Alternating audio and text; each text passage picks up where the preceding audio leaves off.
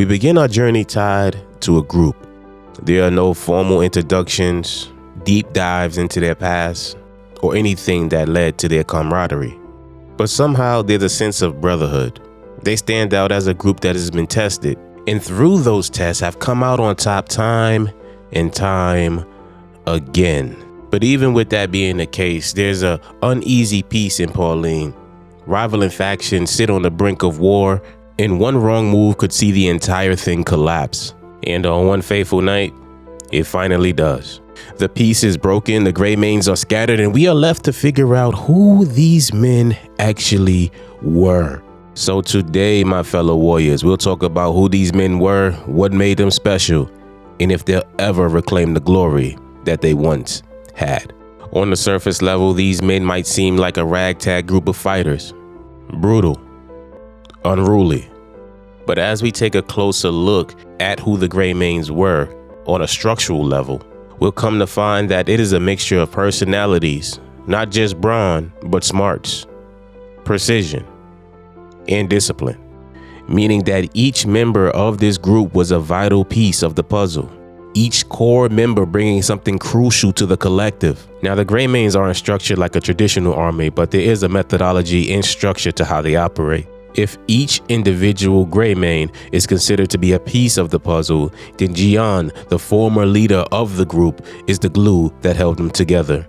With so many differing personalities and temperaments, he was a necessary part of this group's success and their longevity. But moreover, Jian embodied what it meant to be a Greymane. See, even though he took a core role and was in a leadership position, his demise came in the battlefield. He was a leader of men, a leader by example, which explains why he was beloved, trusted, and respected amongst a group of hardened warriors. But if we want to learn more about the ethos of the Greymanes and what Jian actually stood for, we can look no further than his successor, Kliff. It isn't by chance that Kliff became the leader of the Greymanes after Jian's passing. It isn't due to blind luck that he's respected amongst the other Greymanes. From the onset, we learn that Kliff is a man of the people. There is no task that is too small, nor is there a foe that is too great. He rises to the occasion each and every time. But the reason behind why he fights, why he puts his life on the line, it's simple. It's to serve those that he cares about the most. Through Kliff, we learn that being a Greymane isn't just about battle. It isn't about never-ending war, but creating an everlasting peace in a world full of foes. And with that stands a need for fighters. Ones who will represent this group in battle, ones like Anka. A warrior of orc background, he is a powerhouse on the battlefield, wielding both a massive axe and exceptional skill. He can be recognized as a tactician that strikes fear in the enemies of the Greymanes, and also one of Kliff's most trusted allies. And while you can't have a yin without yang, you can't have a tactician without a loose cannon. And that brings us to our next Greymane, Jan. Often found with foul words on his lips and a drink in his hand, he is surely known for being one of the most unruly in the group, but he's also recognized for his exceptional skill. There have been many battles where his bestial war cries could be heard as he staggers through the battlefield, cutting down the enemies of the Greymanes. Many of his comrades wondered how a drunk man could survive in the battlefield so long, and enemies of the Greymanes actually feared what he could be capable of if he were to face them sober.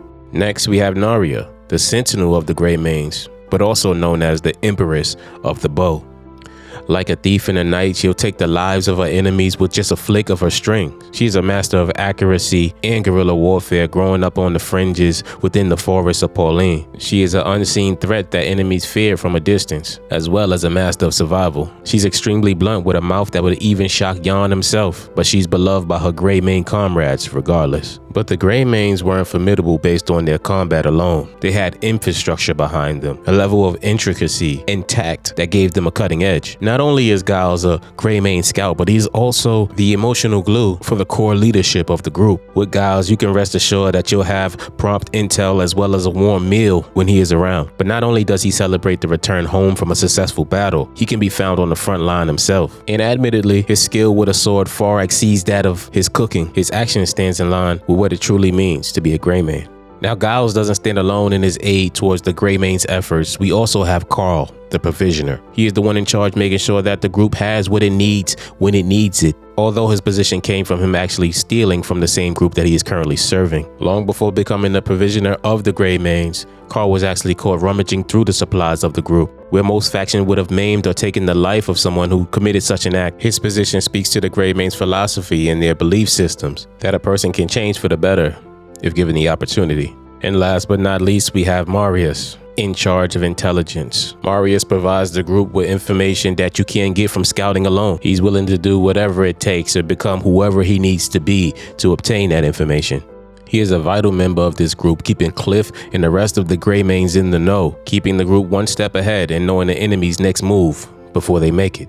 So given what we now know about this group, we realize that they are more than just a bunch of random fighters. Their reputation precedes them, framing them as almost the Spartans of this age and this world, a formidable fighting force that has fallen from grace. So as you journey through Pywel this day, my fellow warriors, understand who you are. As you walk through the streets and hear shock whispers by those who recognize you, or tall tales of your feats across this land, understand that you are not a noble that was born into riches, nor are you a knight that was given all the glory. No, see, you chose difficult when easy was an option. You are a member of a group of warriors whose stories will outlive time itself. For you are more than just an average man.